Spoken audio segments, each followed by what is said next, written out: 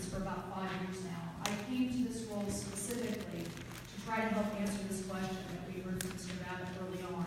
Where are we going? I had served our governor as chief of staff, coming from the private sector to try to help the state figure out what it was going to do in the depths of the Great Recession. We don't need to be reminded our state was one of the hardest hit, and our public universities were one of the hardest hit systems in the entire country, and we had some of the largest tuition rate increases as a consequence. Our state, thankfully, has stabilized. We've now returned to a place of growth, a place where people want to be, but we're also realizing that many people were displaced and hurt during the recession, and we have a tremendous responsibility and imperative to make sure that they're going to be skilled and that they're going to be prepared for the jobs that are going to be waiting for them, which we all know look very different than the jobs before the recession. So we have joined forces with a number of community leaders, including many of those of you who are here tonight, to try to figure out what should our state's attainment goal be. In 2020, we're going to hit the peak of retirement for our baby boomers, right at the very point in time that our young people are not educated at the same level as their parents and their grandparents. And at the same point in time that our employers are demanding that people have some level of post-secondary education in order to get entry-level jobs. They don't have to have a 4-year degree, but they've got to have a certificate or something after high school for them to be employable. So this challenge was personally very appealing, and it's not like I'm the only person dedicated to this, but I'm here representing a large group of people who are trying to figure out exactly this. How are we going to get enough people in Arizona educated? The numbers I just gave you mean that about 1 million more people in Arizona have to be educated at the post-secondary education level. Many of those are adults. We tend to think about just our young students. But at the same time, after the recession, we have to make sure our universities are viable. As we heard earlier, this community is young. Our state is young. This place is old, but our communities are young. And to me, this is an exciting time for us to think about as we go into our 2nd century. How do we want to set up our public systems to serve not just us, but future generations? Our universities are part of our Constitution, but our Constitution is a bit vague. It just says they shall be. And more than ever, we are compelled to figure out what they can do. So about 2 years ago, we set out to do exactly that. At the Board of Regents level, we set a statewide strategic plan, and apologies if this sounds business-like, but you're going to understand why we have to know what we're doing and how we're going to make the numbers work. Senator Brophy McGee, who's been one of our strongest champions for a public education system, articulated it well. Our governors told us point blank, we can't underwrite you, and you need to consider the state to be one of many funding sources. So we put together a plan and made it very clear. The students are at the center of our plan, and they are central to our success.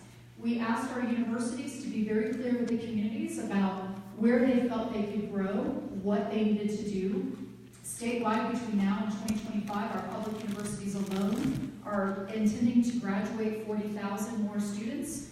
We need to achieve higher levels of research, and we need to clearly articulate what each one of our universities is going to do. We're not intending to have NAU become like ASU, nor should it be like U of A. But it has to have its own distinct place within the university system, and we have to recognize that it is going to be the top choice of students who still want to have that intimate university experience with their professors, and that there are going to be more of those students who are going to demand that, and we have to figure out how to make that work. President Chang has been a key partner in figuring out not just what the right platform and strategy is for the university, but how to make it work financially. I will tell you that my counterparts in many states have university systems that are figuring out how they're going to merge, how they're going to consolidate, how they're going to close. The people in Maine, students now have the opportunity to go just about anywhere in the country. My counterpart in Maine encourages students to come there, and they will pay full freight if they'll agree to stay and work in Maine because they don't have a replacement population.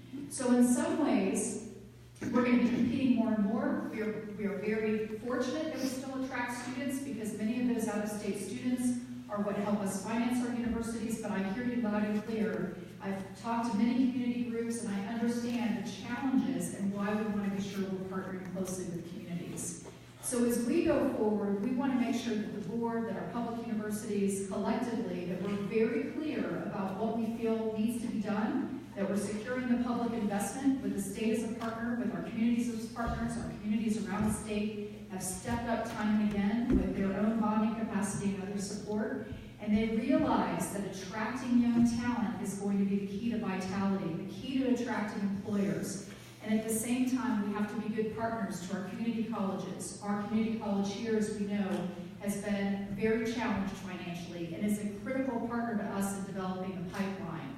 If our students in K-12 and community colleges are going to have an opportunity, we've got to figure this out together. So tonight I've brought materials just so you can see. I want to be sure we're being very transparent and open about the plans, and importantly that we're very transparent and open about our performance. I'm very proud of the performance of our public university system. We don't just attract students, we graduate students. And that's really important, that we maintain the level of quality so our students are ready to go when they hit the workforce.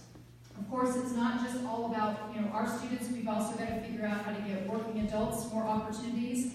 And every day we're also thinking about our delivery system. We challenge our university leaders to say whether or not students have to be on campus. We've developed scores, dozens and dozens of pathways so that students can spend more time in the local community, getting education in their local community, at the community college, and we're doing more to accept more credits, up to 90 credits, toward their bachelor degrees so that they don't necessarily have to be located on campus.